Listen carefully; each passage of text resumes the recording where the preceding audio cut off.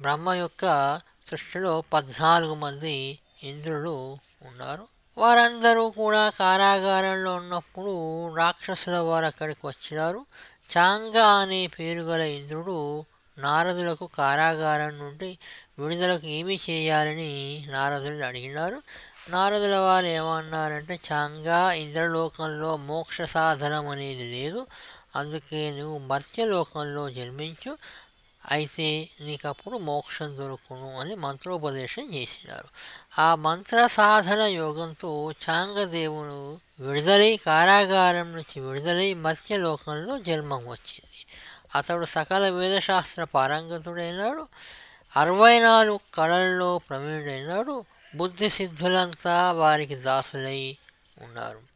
అతడు 1400 సంవత్సరముల వరకు కాలంను గడిపెను.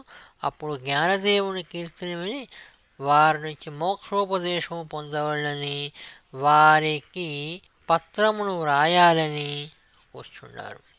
ఏమి వ్రాయాలో తోచక బట్టి తెల్ల కాగితమే ఇచ్చినారు. దాన్ని చూసిన జ్ఞానదేవుడు వీరి హృదయము తెల్ల కాగితం వల్ల ఉన్నదని తెలుసుకొని ఉపదేశపరమైనటువంటి 65 అభంగములు ఓవులను రాసి పంపించినారు. ఈ ఓవులకు అభంగములకు చాంగదేవోపాసష్ఠి అని పేరు. చాంగదేవుడు మరుసటి రోజున జ్ఞానదేవుని భేటీకై బయలుదేరినారు.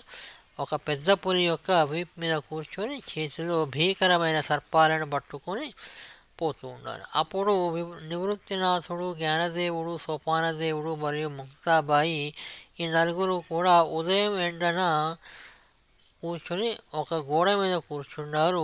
చాంగదేవుడు రావడం చూసి జ్ఞానదేవుడు గోడకు మార్గక్రమణము చేయటకు ఆదేశించినారు. అంటే గోడను నడువమన్నారు. గోడ నలుగురిని కూడా చాంగదేవుని ఎదుట తీసుకుపోయి ఆగింది. చాంగదేవుడు పులిని దిగి జ్ఞానదేవునికి నమస్కారం చేసి, సమస్త జీవులను తమ వశంలో పెట్టుకోవచ్చు, కానీ నిర్జీవ వస్తువులను వశంలో పెట్టుకోవడం అనేది చాంగదేవులు ఆ జ్ఞానదేవునితో తెలుసుకున్న జ్ఞానం కాబట్టి అతడు చాంగదేవుల వారు జ్ఞానదేవునికి మొక్కినారు. జ్ఞానదేవుని వద్ద జ్ఞానాన్ని సంపాదించి చాంగదేవుల వారు ముక్తులైనారు.